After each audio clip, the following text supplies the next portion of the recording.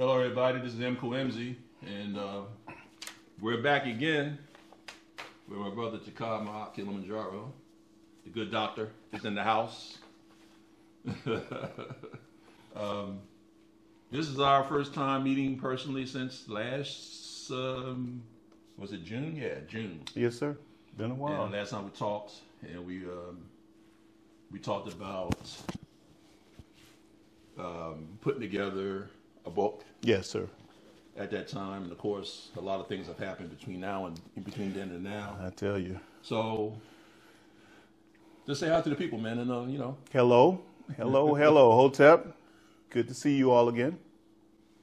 Good to be down here with my good friend. Obviously, it's my second time down, and always coming through here. I know I'm gonna be around a good person. And that's hard in this world, to be around good people. So thank you again, sir. I appreciate that. Thank you, man. Yeah, it is hard to be around good people, man, because it's hard to find. I mean, good people are always self-titling themselves as good people. Yeah. But then once you get to know them, you find out that's not what they are. I was telling you that earlier about... Unfortunately. That's right. I was telling you earlier about peeling back layers, and you get to see what they really are. Yeah. But I can tell you, I've never had any doubts about what you were made of. I just felt good about you, and even obviously over time, I got to see what you were made of. So thank you again. Oh man, I appreciate that. Yep. So what's happened since we last met, man? You want to? You go. Well, I mean, the last time we talked, I had just changed my name to an African name, and I was very happy about that. I continue to be happy about that. It has enriched my life, you know, exponentially with everything that I do. Even when everything. Well, people know. You guys know who changed your names to African names. Know how enriching that can be. How people have to acknowledge who you are. They ask you your name. They got to call you Mr. MZ. Yes. You know what I mean? They don't have to call me Mr. Hill, Mr. Paul Hill anymore. That's right. It's Mr. Mkuu MZ, and that's one of those things. It's empowering. Yes, you know? sir. It's a very, very empowering thing. And then the first thing people, especially Europeans, they say, "Well, is that an African name?" You know, what does that mean? You know. So I don't get into a whole lot of explanations with them. But when my people ask me what it is, I tell them what it means, the type, the language that it is, and Swahili, and stuff like that. So it's been a good experience for me. Okay. But no, another year down here gets me on 2.5 years of living here now. And so I think I properly and thoroughly acclimated myself to the weather down here. You asked me earlier. It's nice. Yeah. And it has been a little chilly here, but it doesn't get freezing cold like it did up in the Northeast. So for that particular reality, I'm grateful that I made that move to come down. Yeah. So other than me, it's been like autopilot. Enjoying retirement. Yes. Being comfortable, having some friends around. I have a good friend that lives, in town, who grew up with me. That's a blessing. Yes. And so, for me, that's pretty much it. What about yourself? Train wreck. Wow. Yeah. You had a couple of bad I had some experiences, right? Yes, sir. Wow. Yeah, got in a car accident, and so it's taken me a couple of months to get myself back in the ability to work out again, lift weights and run and go through my kata for martial arts. And so been a bit difficult, but as you know, whenever difficult situations come, you take advantage of those to do something else you would not do with that time. And so was able to finish all the 33 books for University of Kemet, closed those out, and was able to then begin the process of working on the catalog and the planning manual for the University of Kemet online. So we were able to get that done. And then a project that you and I said we would do, kept our word. Wasn't easy because I was going through other stuff at the university and all, trying to They had another transition, got a new president there at Fisk. Oh, really? I didn't know that. Yeah, Okay. so you got to deal with that.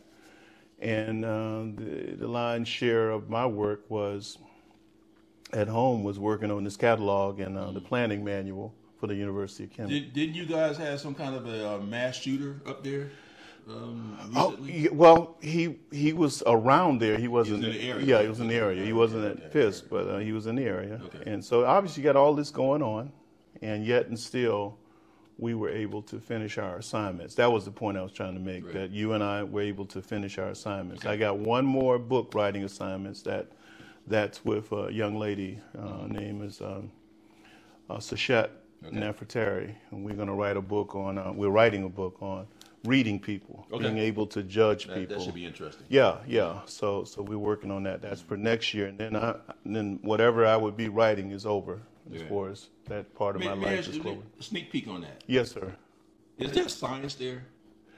Art. Okay. More in art. Okay. We talked about that with art of leadership. Yeah, it's an art. Yeah. Differentiate between the two. That's right. It's an art. Our art forms are just like medicine. Medicine is not a science. It's an art. Okay. It does not fit for every person what you're doing with the other person. Mm-hmm. Even the medication has to be adjusted for a person's weight, size, year, age, and everything. Right. So that's an art form more so than a science, even though science is included in it. So I would argue that just like with leadership, we talked about this, there is an element of science in leadership, a system in leadership, but there is also the foundation for having an art form as its base, meaning in substance that you got to adjust it. Right.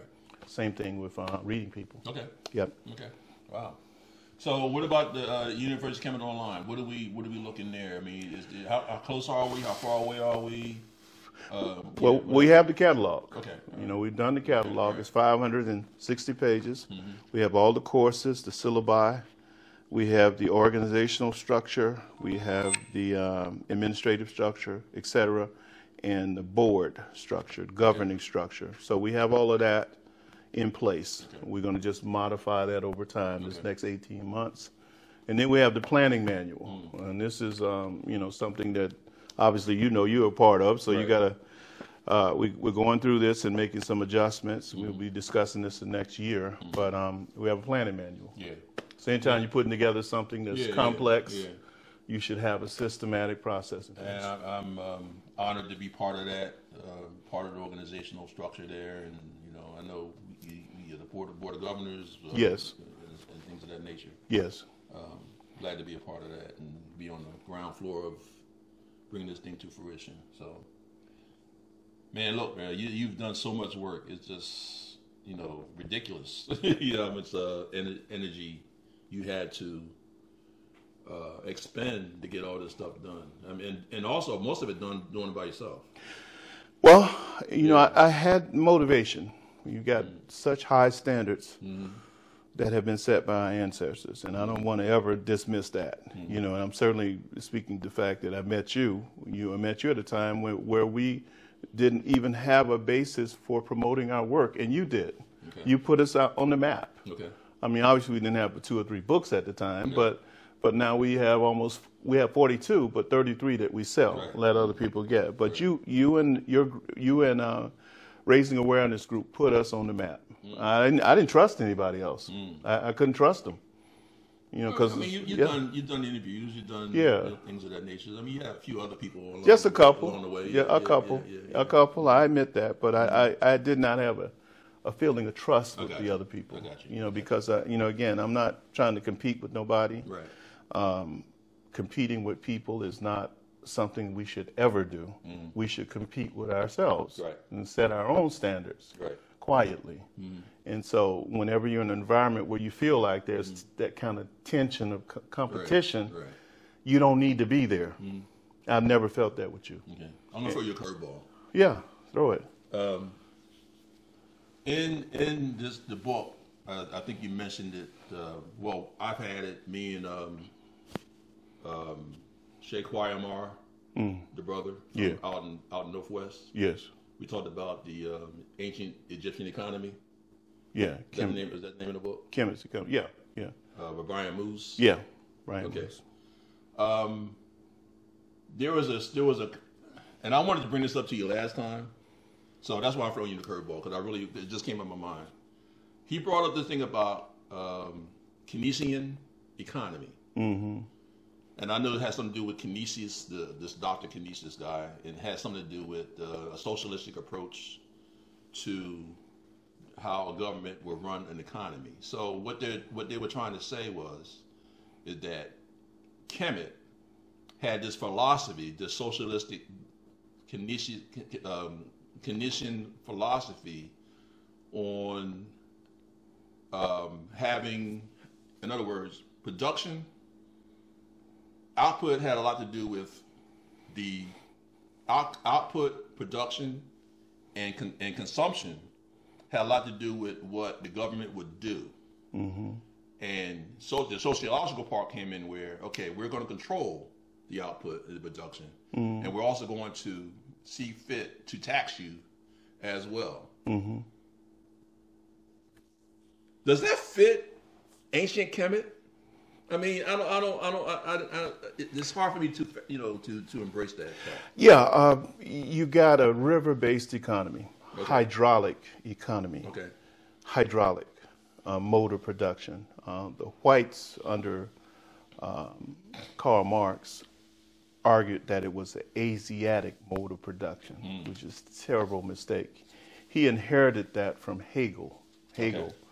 And so they had these articles and reports for the last 90 years discussing the Asiatic mode of production, when in fact this was an African mode of production tied directly to the Nile River. Okay. And the Nile River's fluctuations forced the state to take control of everything, essentially. Even though it was a monarchy ruling, they had a socialist economy. Okay. From each according to their ability to each according to their work. That's what their structure was. Mm-hmm. Now, this guy who wrote the book on the economy of Kemet, he was trying to put it within the context of an evolving capitalist economy. Yeah, I bought this book and talked about it. Yeah, he was trying to do that, and it's just a terrible mistake. And they try to limit. Yeah, to try to limit the discussion of the evolution of different modes of production to European modes of production. Europe has had 5 modes of production. Primitive communalism, hunting and gathering, that was that. They've had slavery, which was the dominant mode of production for Europeans. And obviously Greece and Rome are the greatest example of that. Yeah. They've had feudalism, which grew out of the death of slavery as the Roman Empire collapsed, and then they moved from feudalism to capitalism. And then the Eastern version of Europe, the West and East, went to what was called socialism. That was Russia transitioning into the Soviet Union. And then the Soviet Union built itself, and China copied elements of it and really jettisoned the worst part of it and began to move on its own path. That's why they're ahead, almost ahead of the world right now. So having said that, Africa already set the model. I actually saw, Kemet, African Kemet, what they call Egypt, set the model. I actually saw documentation. I just couldn't read Russian, but the guy told me what it said. Showing that they were modeling the state economy, the state-run economy in Kemet. Russia was, or the Soviet Union was. A Russian showed me this. Okay. And so he was telling me that they were writing articles on it, summing it up, and all they were going to do was their ruling class, or should I say their ruling body would be the Communist Party, as opposed to a monarchy. So they modeled their work after that. Now, let me say something about the taxation. It was not taxation with money. Right. It was taxation with food. Okay. It was taxation with minerals. Right. It was taxation with stuff materials, because in that period in history, the exchange of commodities was tied directly to the next commodity, as opposed to paper. Paper money being an intervention.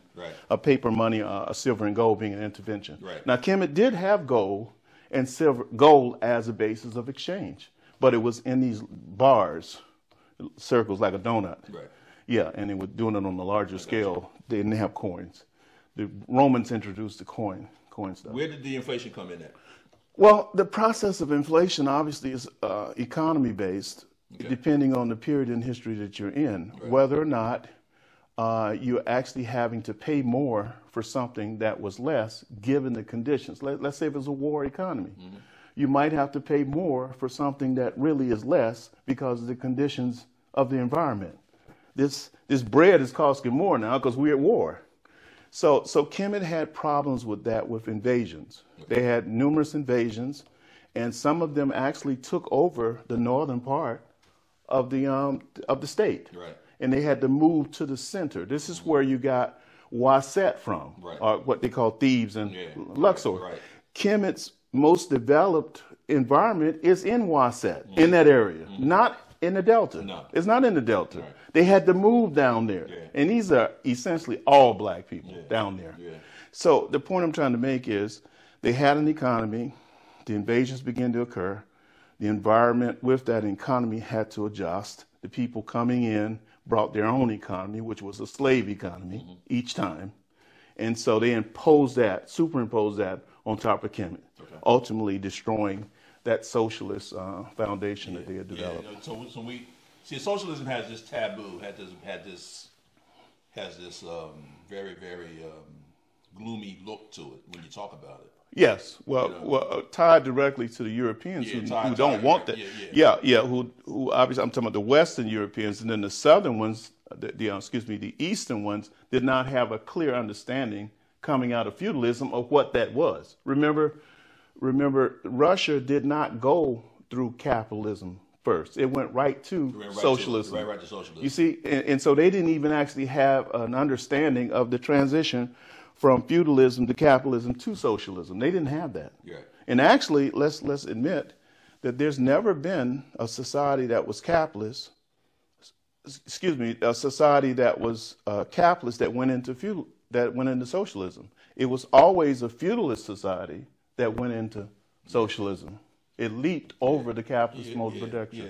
China is a very, very interesting model, because we look at Dengism, Chairman Deng, and how he propelled this hybrid view of socialism. In other words, like, okay, we had these issues here. We got our populace all addicted, and you know what I mean. And we have people who are doing all these jobs and not professionals in it. And then we need to close our society and clean up our mess. Beautiful move on his part. Deng was very instrumental in doing that. Yeah. Of course, we know what happened after that. Yeah, we do. Yeah. But the basis for cleaning up a society, he had to do it that way. Even the Long March, and even setting up the Peking experiment. This is great stuff. Black folk should really study that. Right. I mean, a Peking experiment. They didn't start off with the economy. They tested it for almost 20 years and perfected it and put themselves in a position where they recognized, okay, we can have our culture as the foundation of everything, but we've got to clean up the class rule. That's what they did. They cleaned up class rule, and they kept the splits between the ethnic groups minimized. Right. We haven't done that in Africa. Right. We still have these in boundaries. We have the states, the countries the whites set up, and so they're now competing. Right. The Chinese obliterated that, destroying those kingdoms and bringing it all together under one leadership. Right. So I said in the final analysis, recognizing what was happening to the United States and Europe, China stepped in and said, okay, we can become a market to them. And that's what they're moved from. That's what they moved from socialism to a market-based economy, but keeping a communist party in place. Right. Was saying, okay, these people need to dump commodities. They need people to work. We have 40% of our workforce was peasantry in the 70s, 80s, and 90s, around that 40%. Mm-hmm. They need jobs. Mm-hmm. Let's bring them in. Let's pay them something. The whites are not going to pay them much, but we'll learn how to produce cars and computers and all the other modern stuff on the coast in these enterprise zones. They set up enterprise zones on the coast, and they learned how to, they sent in their workers and also sent in PhDs to learn how that factory runs, learn what the equipment was, and ultimately set up the same factory inside the interior of China. That's how they won. Yeah. But Africans are not thinking like this. And we, again, it's always when you hear, you know, these forms of these hybrid forms of cultural innovation. Mm-hmm. Like you say, you see Dongism that we had just talked about. The name is always reflects the leader of that time. Yes. You know, it's still socialism. Yes. But it's what they did to take it, mold it, shape it to what their needs were at that time. Yes. And that's what. And now you wouldn't call what they have now Dongism. No, you wouldn't. It'd be almost totally different. Yes. But you got to look at how the names are illustrated and what they meant, you know, during that particular time and what they did to change. And we need to do something very, very similar.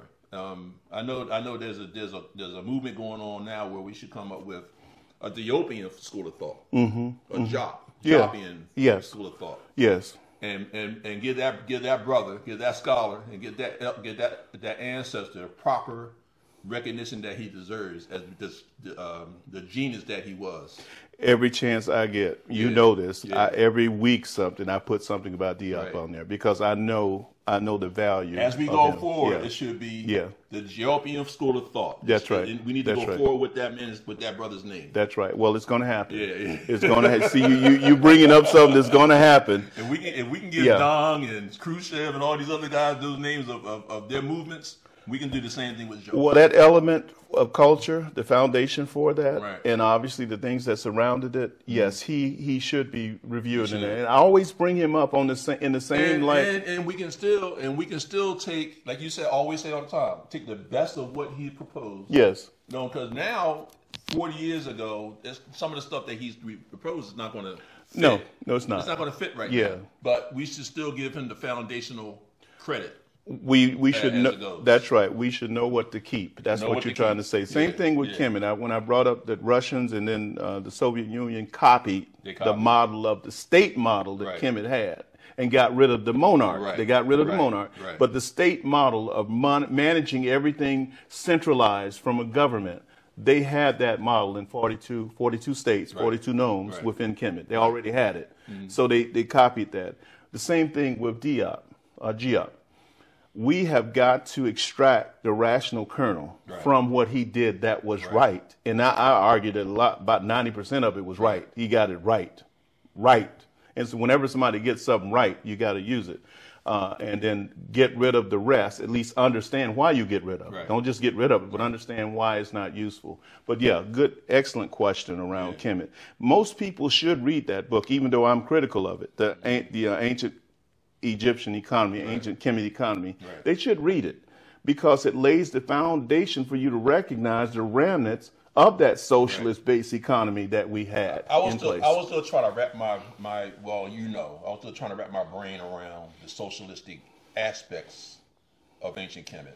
Yeah. And I mean, I know basically, fundamentally, yes, it was, but why? How did it translate to now? Yeah. In modern socialism, communism, and things of that nature. Well, there's always two things going on with an economy. It's called political economy. There's a class that's ruling, and then there's a society that they're managing.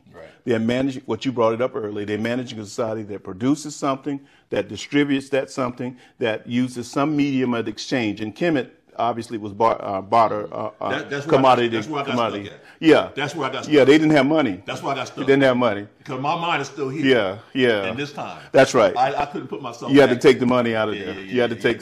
And you helped me with that. Yeah, so you take money out. And then the consumption. Yeah, okay. And then reproduction. All right, okay. So they're all managing that. Yeah. The whites are managing it in a parasitic way. Right. That's right. Parasite. Okay, get somebody and enslave them, work the hell out and take the commodity, take the surplus value, and then use it as profit. That's the whites. Well, yeah. So we were not doing that. I know if you help me, I know you help quite a few people. Yeah, we weren't doing that. And yeah, again, this whole business of economics has to be worked out. Yeah, it has and, to be. and we have to go back to our source, like you just did in that discussion. And that leads us beautifully to our next. Well, you did you tricked me. You tricked me that time. You thought I wasn't going to be prepared. Well, I know you're going to be prepared. Okay. It wasn't a hard question. It was something just to clear up in my mind. Yeah. Because, like I said, I'm not as astute to those kind of concepts, those ancient political concepts as you are. You've done a lot of research in that area. Yeah. I'm still trying to get Actually, that's my most important area. I'm really not so much a historian or even statistics and research methods. Okay. I'm more concerned with political economy. Okay. Because we have got to set up an economy or society that feeds, clothes, shelters our people in an equal way. Yeah. We have got to do that. All this other stuff is... Yeah, it's wasting time. That makes a lot of sense. I definitely can appreciate that. But it moves on to where we're going to go. So how do we move forward as a African nation? I guess for lack of a better word, is it sovereignty? Is it nationhood? Where do we look at? Because I know we have a problem with sovereignty. Explain to me why we should go with nationhood as opposed to sovereignty. How do we move forward as a people? Well, when you're underneath somebody, how can you be sovereign? That's the first comment you made. That kind of kicks it out the curb right there. Take the shit from you. Excuse the expression. They just take it from you. Okay, just like in Tulsa, Oklahoma, you got the capitalist operation, petty bourgeois, but still the capitalist. Mm-hmm. You own the businesses that you have in the community, and the whites see it. It's like, niggas, those blacks, they got all this shit. And I ain't got nothing. I remember the little movie where he got in Rosewood where the guy said he got a piano and I don't have a piano. And the white guy said, you don't even know how to play a piano. But he got a piano. And so in Tulsa, Oklahoma, those whites looked at that. They got all this wealth. Yeah. And just blew it up. Yeah. Used the government to blow it up, and then they killed as many of them as they could kill. Yeah. So how can you be sovereign when you're underneath somebody? Yeah. Yeah. And that's the first thought. Now, you're in transition. If you're leaving, you're in transition. So we can discuss nationhood. Nationhood forms in a certain place, but that doesn't mean it can't be transferred elsewhere. Mm-hmm. I mean, these whites transferred themselves here and killed everybody, took the people's land, put the rest of the people on reservations, and then brought us in to work it. And we built their economy. Right. Okay? Mm-hmm. And so now they're trying to find a way, knowing they got all these technology, AI, and everything else coming in place. Mm-hmm. What are we going to do with these people? That's the fundamental think tank thing going on with the right wing. What are we going to do with these people we don't need? We're going to keep ours. We're going to keep whites. But what are we going to do with Hispanics that we don't need to do the construction no more? We didn't need them to do the agriculture anymore, so we moved into construction. Right. What are we going to do when AI replaces all of that? What are we going to do with them? Right. What are we going to do with the blacks? The service industry right now, we're at the base of that. What are we going to do with them? That's how they're thinking now, but we're not thinking. This is my point. We're not thinking about it. So I think the question should be nationhood discussion. Okay. And then the nationhood discussion would be, how do we form ourselves? It's almost like a sperm meeting an egg type thing. You can't tell what it is the first week, the first month. It's kind of, hazy. Right. That same thing with nationhood. But after about 3 months, that's a human. 4 months. That zygote. The zygote starts to come That's right. You see what that is. Okay, that's going to be a boy at a certain month. That's going to be a girl. You can see what it's going to be. Yeah. Well, right now we're right in the 2 to 3 month period. Okay. I would call. Okay. It's not clear. Right. But we can almost see that we're going to have to do something. See, you're even bringing up your name was key. Right. Because we're going to have to do something. You're going to have to sacrifice something. And our people don't think well about this. You have to get rid of them religions. That's not your religion. Is that part of nationhood? That's part of nation. You can't bring somebody else's religion. You setting your nation up. You can't use their economy, their parasitic economy. You somewhere trying to parasite off of somebody talking about a profit. You can't set up around there Islam and Christianity there. You can't set up a nation on the enslavers stuff. That's true. And we haven't worked this stuff out. We haven't worked out what you just did. You worked out, I have to sacrifice something. I got to make a sacrifice. And I went on down there and changed that name. Because there's so many other things. Let me say this because I wanted to say it earlier. Okay. I almost lose myself when somebody starts talking about African centered and they walk in the room named Umar Smith or Umar Johnson. I lose myself. Okay. Yeah. Or walk in the room talking about Islam. Yeah. I'm talking about African centered. Mm-hmm. Everything we are got destroyed and we ended up with this. And you walking around with it saying you're African centered. Mm-hmm. I almost leave the place when I see people talking that way. And I'm talking about our nationalists. People trying to call themselves nationalists and stuff. So now we have got to clean, you started it off. We've got to clean ourselves up internally first before we go out talking about nationhood. We got to clean ourselves up. Because whatever, I always put this I use Pluto. Now I'm trying to use Venus because people don't know about it. Yeah. But I discuss whatever you take with you to the next planet. Yeah.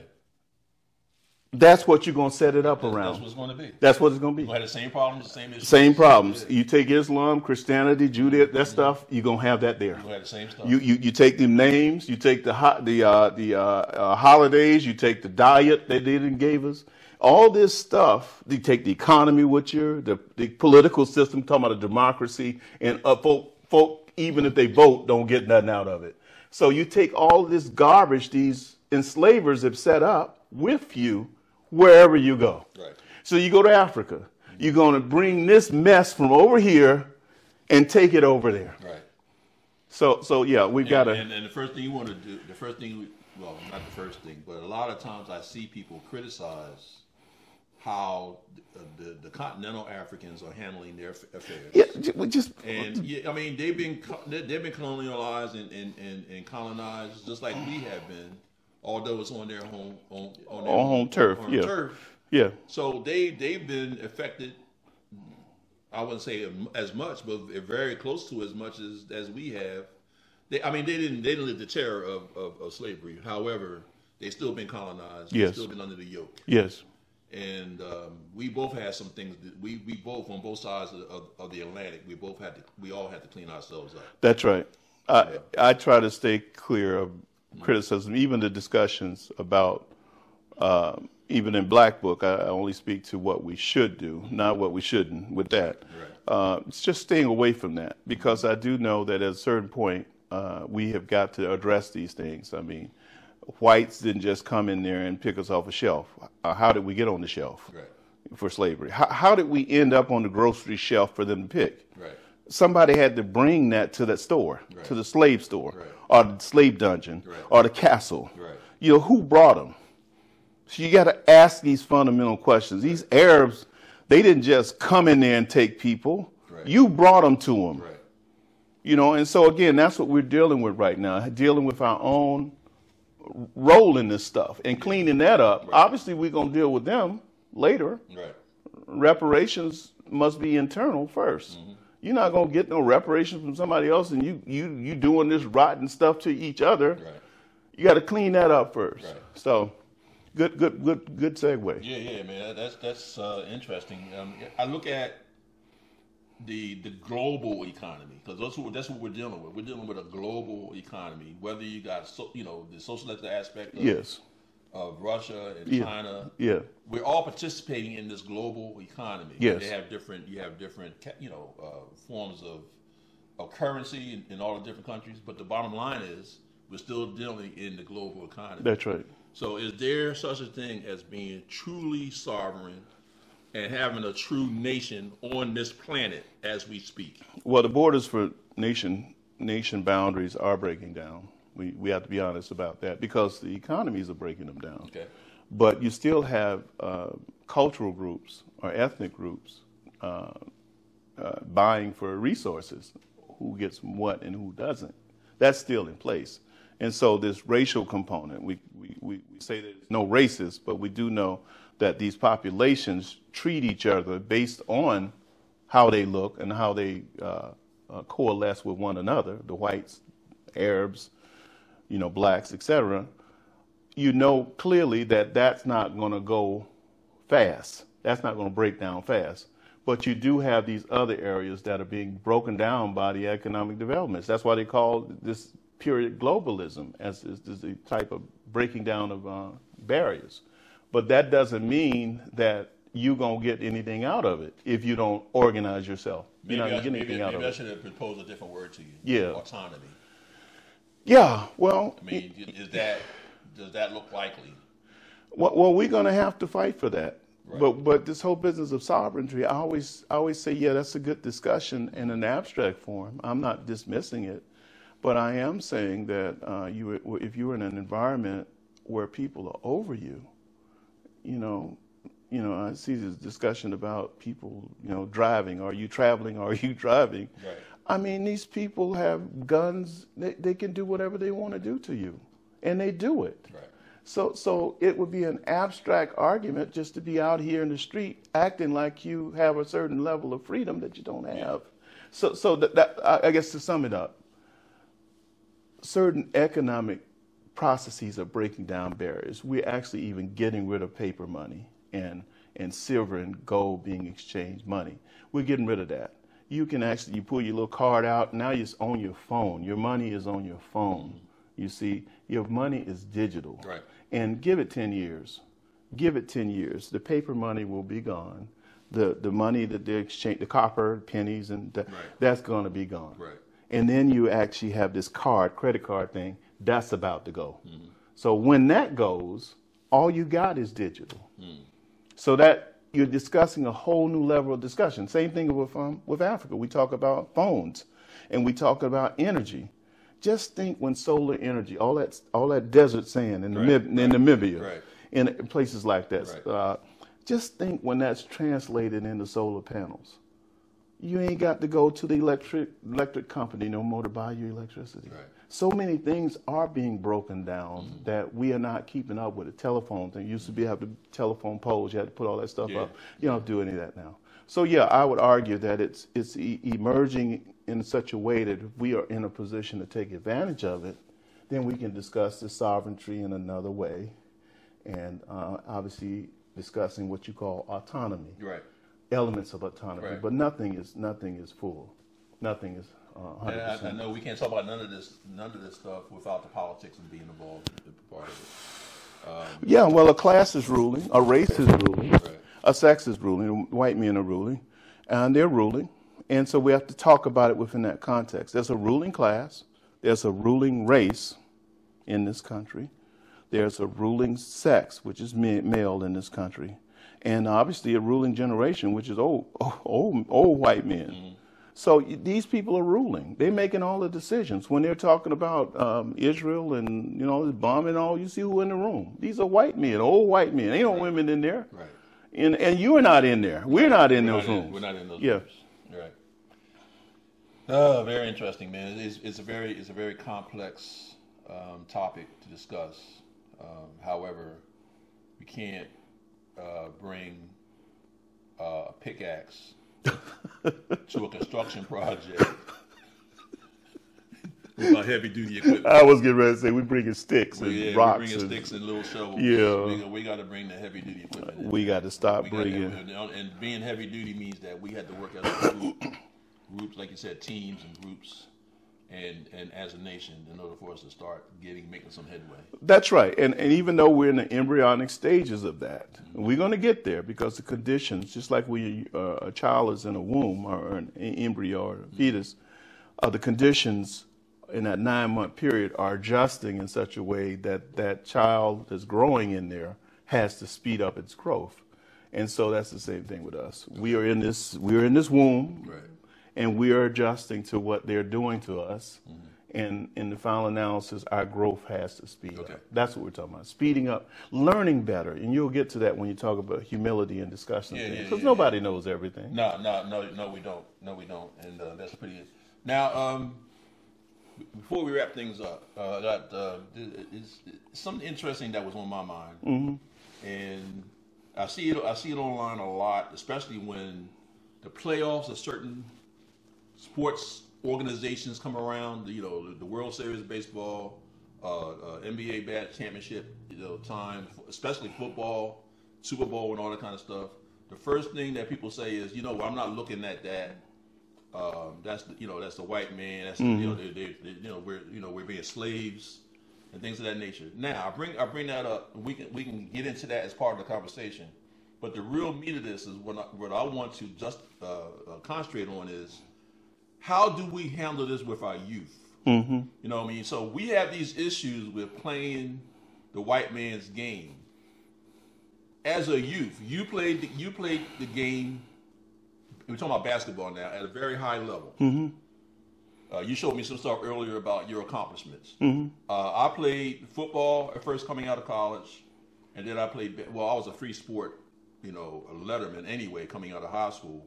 But going playing football in college, and then getting hurt, and then becoming a really skilled player and playing basketball. I was a little too old to go to the pros. Yes. So I did play semi-pro. Yes.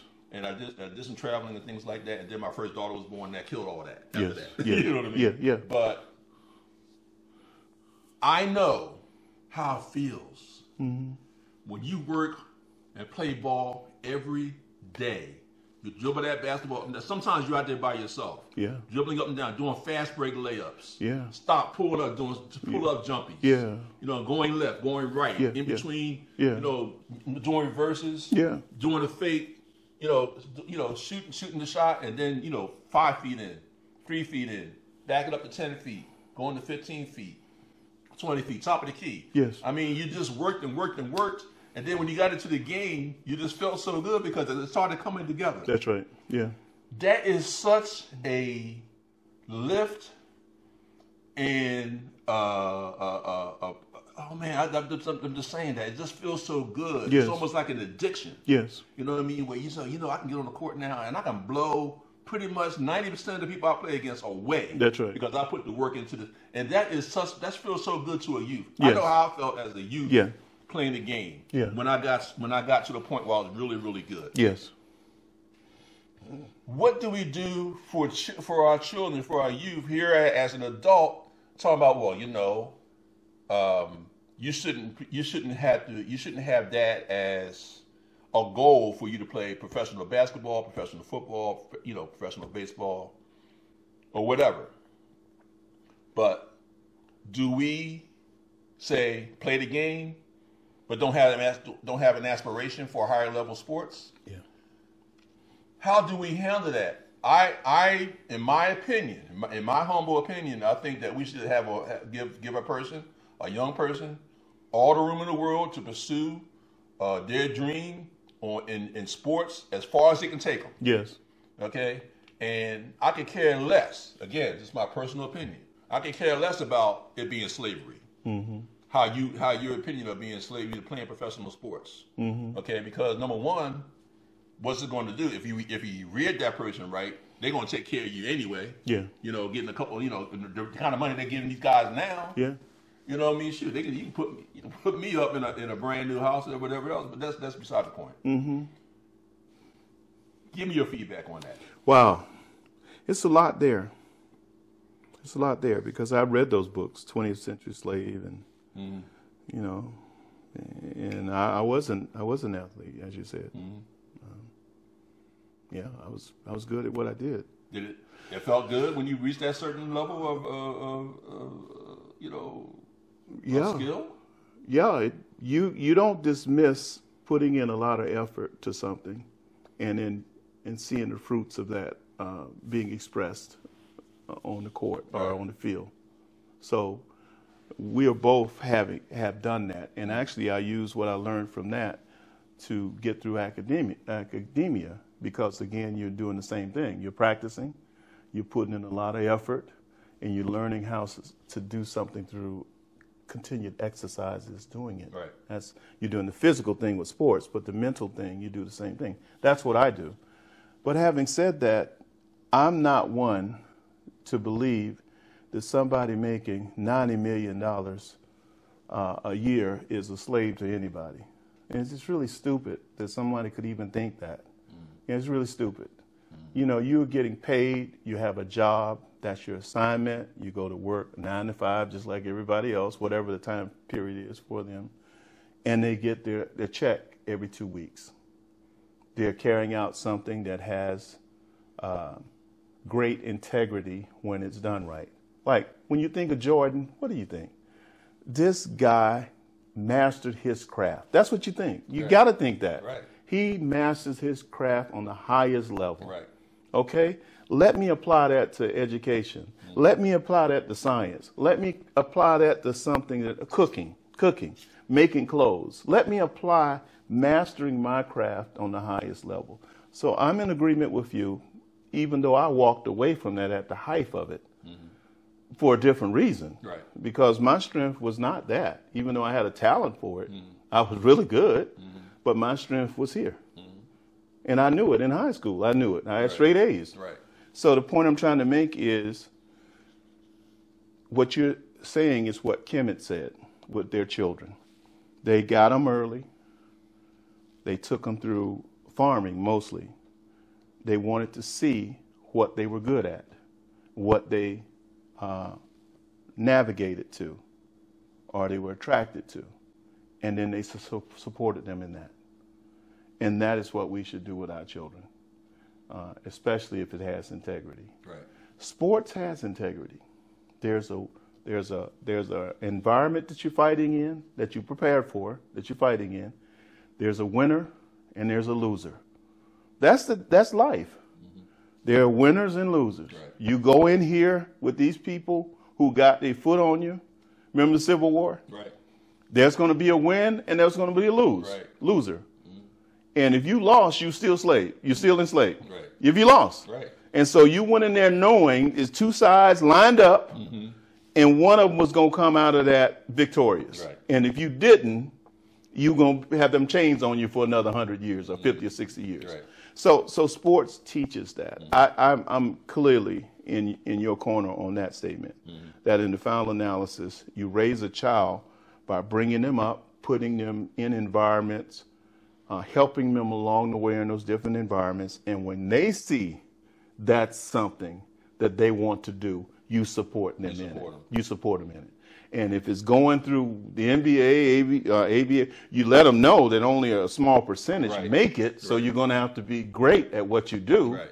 But you support them along the way.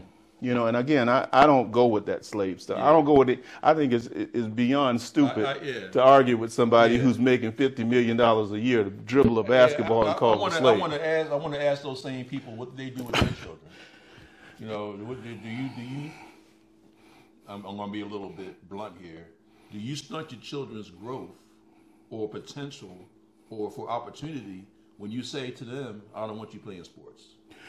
Well, that's what some of them do, but that's what some of them do. I think that's pretty. Yeah. I think that's a handicap. It is a handicap. I think it's a handicap. It is a handicap. The other part of it is this: we have to speak to what we have to teach our children what to do with that $90 million a year. That's true. You see, that's the primary problem. If they're part of that 1% that make it. Yeah. What do you do with that? But at the same time, like you say, you said it very clearly and very succinctly, is that those habits that you develop, working hard, maintaining your craft, excelling, and becoming at the highest level of your skill of your sport and of your craft, is going to help you with beyond that. Yeah, beyond the sports. Applying it to other areas. And this is where the lesson comes in at. You even learn leadership there. We would be very lucky if my daughter, I have two granddaughters. Yes. I have a grandson and a granddaughter. Yes. I don't know about my grandson. He might become a billionaire baseball player. I don't know. But at the same time, I'm not going to say, yo, don't pursue that. I'm not going to do it either. But it's highly unlikely he's going to make that kind of money or make it to that level. But I do know that his journey and to get there as far as he can is going to help him later in life. Because he said, Yes. you're not going to make anything useful of yourself without effort.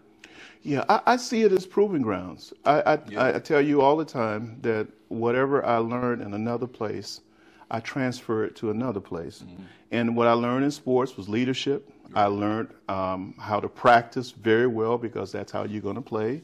I learned how to, on my own, prepare myself because you're talking about dribbling and shooting and all that. Right. You do that on your own time. Same thing with academics. You got to be disciplined. That's discipline. You got to be disciplined. And when it comes game time, when it's something else on the line, like state championships, we won them.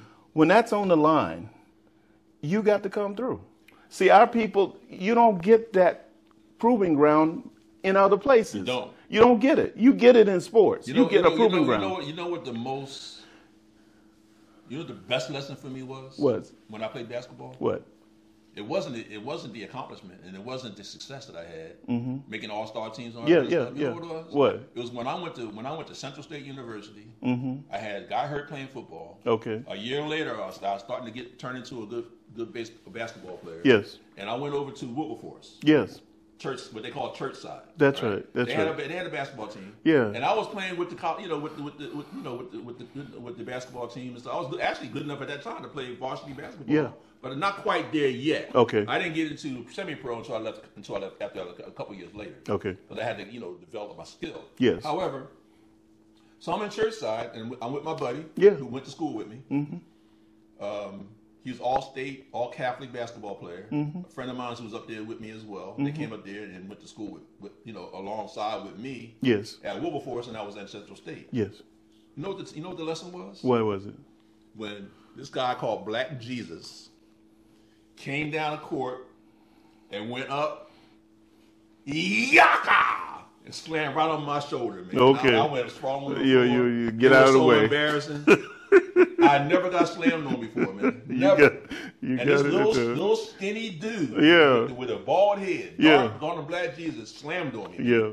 I said, you know what? That's never going to happen again. You said that. Never going to happen again. And it didn't. Okay. You put him on the ground. I had to. No. It wasn't that day. Yeah. But I just knew that I had to develop defense. That's right. Position. Yeah. I mean, it was elements of the game I had to learn. Yeah. You know what I mean? And I never got in that position found myself in that position where I would. Now I don't know if it would have happened if I got the pros. You know what I mean? But yeah. I knew playing semi-pro ball. I never got slammed on again. Yeah. You know, so that was the defeat part. Yes. The failure part. Yes. that comes with that. I learned that lesson was more instrumental for me. Yes. To become a better basketball player than anything else. That's right. The embarrassment part. That's right. Did that. Yes. Well, I can tell you that transfers and translates too, because if our people dealt with what happened, the humiliation and the destruction of what happened with us in slavery, and they took that through life, we wouldn't be in the situation we're in right now, getting dunked on at every corner. Slammed on. Slammed on at every corner. Yeah. So that's how I would take what you just said there. Yeah. I would take that and say we have not learned our lessons as you learned yours. Okay, I just wanted to. I thought it was that great. Was something. Yeah. That covers a whole lot of different areas of our social consciousness. Yeah. When you're dealing with youth in sports, and how do we look at sports the way that we look at it right now? Yeah. And how does that translate to our youth? A lot of great lessons in sports. Send them through sports, but teach them what to do with the resources they get from it. Do a good job of teaching. I like how you said that. How you want to be a slave? You making $90 million a year. It's pure nonsense. $90 million stupid. It is about as stupid as. How are you being a slave? It's about as dumb and stupid. I think the minimum contract now, and what does say the NBA is what, $5-6 million? They're getting a lot. I don't know the specifics of it. Just coming in as a 4th, 5th, and 6th round draft choice. I hate abstractions. That's my point. People get into these abstractions and they don't even know how stupid stuff sounds. Just really stupid to tell somebody that they're a slave and they're making $90 million a year. Tell them, okay, you got $90 million. What are you doing with it? Ask them that, because that's the central question. Right. I mean, they could be investing in building great things for us with that $90 million. You see what I'm saying? That's true. So why do stuff? Well, it's an abstraction, and I'm not good at that. I actually try to break things down. No, I know you're not. Yeah. Okay, so wrapping it up, how do we deal with the humility part? I mean, as far as, with discourse, with our everyday discourse, online presence, social media. I mean, how do we get better with humility as a people? Because I don't think we're getting there. I still see a lot of disrespect. Yeah. Going on based on people's opinions or positions or assertions. Yeah. People are getting very emotional. Yeah. This stuff. Yeah, I said it. I dealt with someone a few days ago, and a couple of people a few days ago, and I always end up with a recommendation when I'm dealing with people who think they know everything. I'm just like, why don't you get in school and finish something? That's my first thought, a technical school. Why don't you finish? And then, because that's what it did for me. Going through that process of rigor on every single level, you end up appreciating you don't know very much.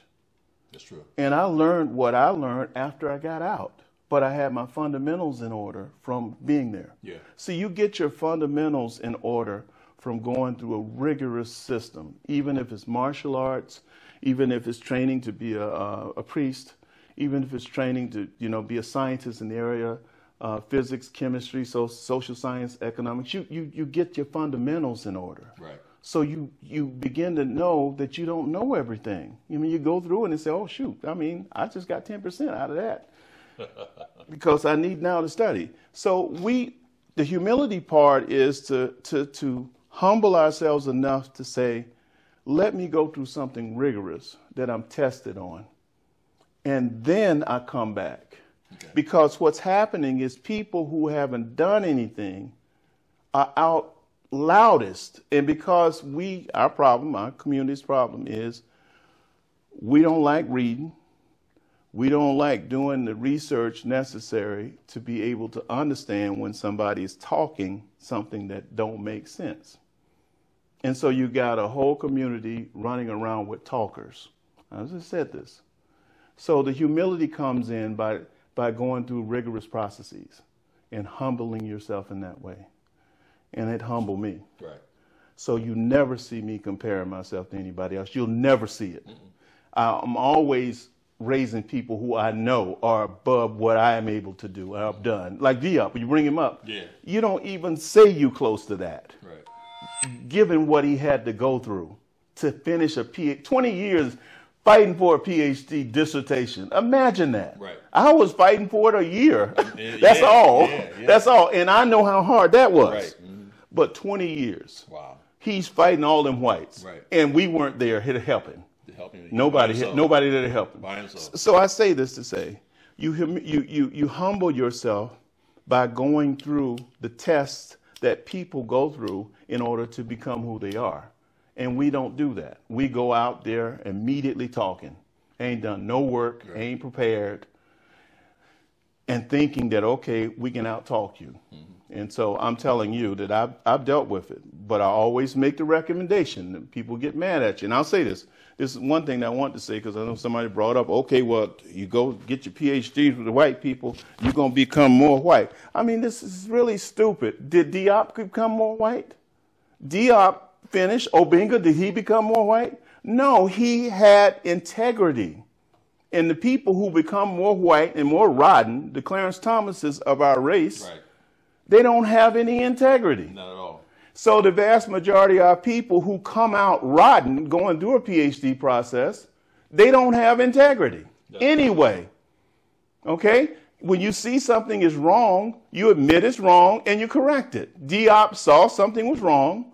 This is wrong. They lying here. They're making up stuff here. I'm going to correct it, even though I'm not going to get a job out of this. Even Muhammad Ali is a good example of it. Remember that? Yeah. I ain't going over there killing no Vietnamese. Yeah. They never called me nigga. Right. I ain't doing it. Right. He's the heavyweight champion of the world, making money like nobody ever made it in sports, and yet and still he walked away from that. Yeah. That's a person with integrity. At that age, too. At that age.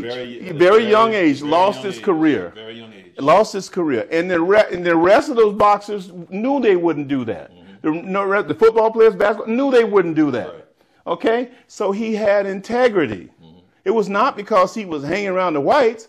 It was because he had an internal integrity. I respect you because you have an internal integrity. I have an internal integrity. There are certain things I'm not going to do. Yeah. I'm just not going to do it. Right. Guy trying to get me in a debate. I'm just like, how stupid would I be to debating with somebody that I know wouldn't even get through my undergraduate class in research methods? Wow. He hadn't done his work. Wow. You see, I wouldn't do it anyway, right. But I'm saying you wouldn't even pass the test in the undergraduate. Right. Certainly not in the master's or the PhD program or the postdoctorate programs that I taught in. Right. You wouldn't even pass. So why would I be debating with you or anybody? Right, exactly. Why would I be comparing myself to anybody? Exactly. So we have to humble ourselves through going through trials and tribulations, internal ones. And then we see we don't know very much. Yeah. I present interest. You see my posts? Yes, I saw them. I present circumstances and scenarios and my personal thoughts on things that I think are pretty tight. You know what I mean? So when somebody comes to, I very rarely get a challenge. Yeah. But every once in a while I get a challenge. Yeah. I guess, and I think the challenge is to see where I'm at. Yeah. You know, did I generate that, or how much of my understanding it is of that particular thought process that is, that scenario that I present. And then, of course, I have to defend it. Only to a certain point, you know what I mean? And it's people who do come to challenge it, they do it in a very respectful way. So it's not, to me, it's not a debate per se. It's like, okay, here's my opportunity to clarify what my thought is, in case they were taking it somewhere else. Yeah. They misinterpreted what I was saying. Yeah. So I'm going to have to clarify, okay, that's not what I meant. This is what I mean. I'm not talking about this. I'm talking about that. Yeah.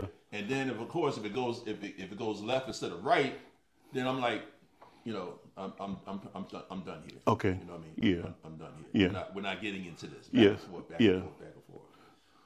But just for the sake of going back and forth, I do it with somebody who I have respect for. That's right. And I know that they're really lost, or they're not understanding my train of thought in that particular instance. So I'll have more patience with somebody like that. Yeah. Who I know has respect for me. Yeah. So I'll take it a little further. So I'll do 4, 5, 6, 7 comments. Okay. Just to make sure that they're on the right. And then they'll say, appreciate that. Thank you. Yeah, you good at that. I respect you. My grace is over though. My grace. see, I done ran out of grace. I've run out of grace. Yeah. I may give them 1 or 2 comments and then I'm done. It don't happen often. Like I run out of grace. People come in, they like my stuff and they move on. Yeah, but I run out of grace. Yeah, there's a certain amount of grace that you got to have to do what you just said you do. Mm-hmm. You do. It's a certain amount of grace, and I'm too old. When I hit 60 a couple of years ago, it became clear to me I don't have much time. Yeah, you know what I'm saying. I ain't got time to be wasting arguing with people. Yeah, I tell them that. Wait until you reach 70. Well, I know I won't be talking to anybody. I find out how much grace you got now. I won't have. It would be zero grace. When I do discuss things with people, and they especially on the phone, they have never met me. Yes. And they'll find out later that I'll be 73. Mm-hmm. Coming up in 70. Yeah. Well, actually 72. This year. Yeah. In a couple of months. Okay. But when they find out, they say, Mkuu, you're 72. You're going on 72 years old. Yeah. They say, you don't even sound like you. I know you don't sound like it. Say you don't even sound like you're 72 years old. Yeah. Said, well, because number one, I have a young heart. Yeah. Number one, and then number two, I try to keep myself in lockstep with the current state of affairs. Yes. I always like to know what's going on. Yes. And I have young people who I talk to on a consistent basis. Yes. They keep me in line with the current events. Yes. Especially pop cultural stuff. Yeah. You know what I mean? So this is how I stay current. Yes. And I'm not too far out there. I'm not sounding like somebody who was born in the 1930s out here posting stuff. You know what I mean? I'm trying to do something that's relevant. When I post it, everybody of all ages can relate. Yeah. Even the young people can relate to what I post. I see that. So this is what I try to do. Yeah. Okay, so I was going to get into we know. Let's do it with my art real quick. I mean, go on. Yeah. Living it, the difference of my art is a concept, but you had to live it. Yeah. Yeah. How do we continue to live Ma'at? Well, the first thing that hits home. You wrote a book on Ma'at. Yeah, so. I did. Yeah, and actually daily trying to study something new about it. You know, just so much there. But that's a good question. Yeah. I probably would like you to lead on that one. Well, it's Ma'at. Number one is living Ma'at on a daily basis requires being humble. Ma'at in all sense of the word is humbleness. Yeah. There's no ego involved. Yeah. The knowing is one thing. Yes. Being egotistical about it is another. Yeah. You know what I mean? So me living Ma'at, I have an opportunity, or I have the responsibility. Yes, sir. To teach when opportunity presents itself. Yes. To learn. Yeah. I have no difference between learning and teaching. And to learn when opportunity presents itself, and to be quiet when the opportunity presents itself. Because when opportunity comes in, it says, you know, damn man, that person is wrong. But maybe there's a way that they'll work their way out of that. You know what I mean? So I can become an observer to see where it goes. I don't have to put my 2 cents in something all the time. That's right. It don't have to be Mkuu. That's right. You know, here's my, you know what I mean? When you see people, post things on there and they say, man, I've had a difficult day. You know what I mean? But I'm going to be all right. Yeah. You know what I mean? I'm going to be all right. So I'm going to take you at your word. Yeah. You're going to be all right. Yeah. I ain't got to come in there and add anything to that. Yeah. You know what I mean? Now, you come a couple of days later and you still talking, I'm going through something, you know what I mean? Then I know you. Then I'm gonna have to give you some feedback. Yeah, yeah. Other than that, I know how to step back. Yeah. And everything. So living Ma'at is a string and succession of decisions. Yes. That's what it is. It's a succession of responsible decisions and being humble every way and every step of the way. Yes. That's me. That is you. That's me. Yes. I try to be that way. You didn't have to say that because I see it. Yeah. I mean, I see it. Well, that's why I asked you to go first and go on and say that, because that's who you are. I ain't take that out of a book. You didn't have to take it out of a book. You've been living it. That's my concept of Ma'at within me. That's how I live it. Yes. I ain't got to go into a book and tell you what Ma'at is. And that's right. Blah, blah, blah. I ain't got to go on. You ain't got to do it. I know what Ma'at is to me. Yeah. Yeah. And I will only add one little piece to that, because you said it all. Mine is being able to admit you're wrong. Okay. Yeah. That's important. Yeah. Being able to admit you're wrong. You made a mistake. That was an error. I was in over at Kua's in Usaka's house last night. Okay, how they doing? And they doing good. Okay. They doing good. Just good people, great people. Hey, Usaka. Hey, Kua. Yeah, and so we were having a heated discussion about Budweiser and liquor and beer and all the paintings that the whites were doing, having people do paintings to sell beer. And so, I'm mad about that. I'm mad about them using us to sell beer and liquor and stuff like that. But I messed around and said something out of place, like, that's why the number one drinkers, percentage-wise, of liquor and alcohol are black. Ooh. I didn't say it like that, but I said, it's almost like that. Yeah. And she said, no, it's not. No, it's not. You're wrong on that. And I said, well, we're going to look it up. So we looked it up. And before I could get to the point of pulling it up, I said to myself, I shouldn't have said that, because I don't even know. I just assumed. So that's what I meant. Even before we finished looking, I said I was wrong on that. I shouldn't even, because I didn't even know. Right. And that's what it felt like the right thing. It felt like the wrong, and I was wrong. Okay, I was wrong. What's the answer? It's close. Okay. I was wrong. It's the whites are number one. Well, they had the more numbers. Yeah. Percentage-wise, also that makes sense. They got one or two more percentage points than us. Yeah. And the Hispanics are right behind us, and then there's the Asians, etc. But the point I'm trying to make is I was wrong, and I admitted it even before I looked it up. That's good for people to know that. Because there might be people running around thinking that we are the number one drinkers. I know we're the number one drinkers of malt liquor. I know that. You ain't got to look for that study. Okay. Yeah. Well, I'm just admitting you got to be able to admit when you're wrong. Right. You make mistakes in life. You want to say I was wrong. Okay. And, what can I do to correct correct what I did, and that's what I would add to that. Okay. Yeah. All right. Yeah. Yeah, man. So, so last thing, we did not get our books. They didn't come. They didn't we ship did not them. get our books. Yeah, we should have got them on Saturday, yesterday. We was hoping that we could have the book, and present it to you guys. Yeah. Just like we had this Parank book in the University of Kemet, plan. Yes. And things of that nature, the catalog. But we'll probably get another couple of days. Tuesday. It's Sunday today. Yeah. I'll probably have this posted tomorrow or Monday, so the next day we'll have it. Yeah. Up on the screen, I want to have the cover right now. It should be showing right now behind us. Art of Leadership, Seba Mkuu, Mzee, and Dr. Tdka Kilimanjaro. There's some of the things that we talked about today in our conversation are actually brought up in the book. Yes. You know what I mean? So we do cover some of these issues that we talked about today.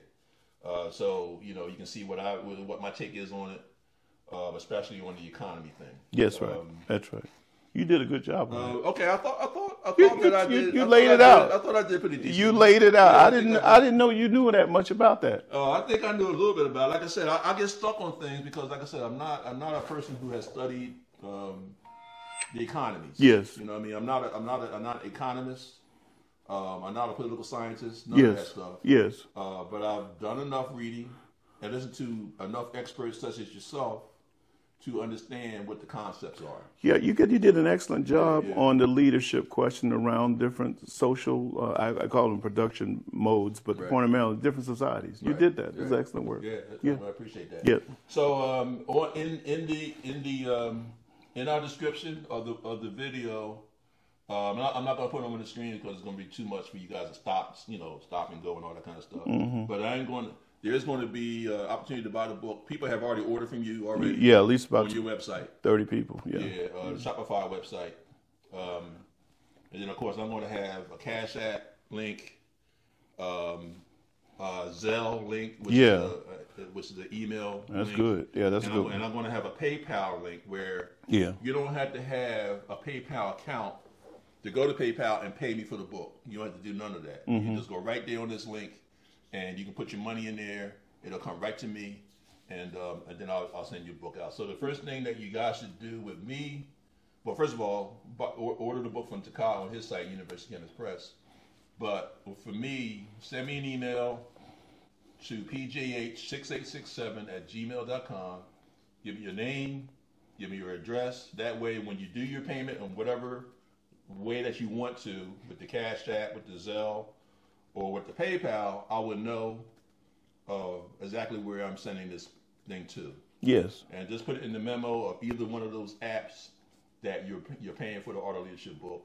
And for me, it's $32, $5 with shipping and handling. So yes, sir. That's it. So closing thoughts, man. How you feeling right now? Well, we should at least talk about some of the stuff that's in it, because I want to just say that he carried the ball on this one.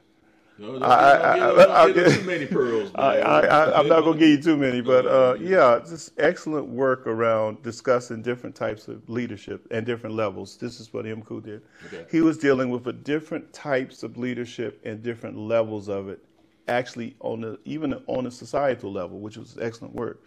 And so again, you look forward to it. Some excellent tables in there, and really well laid out tables.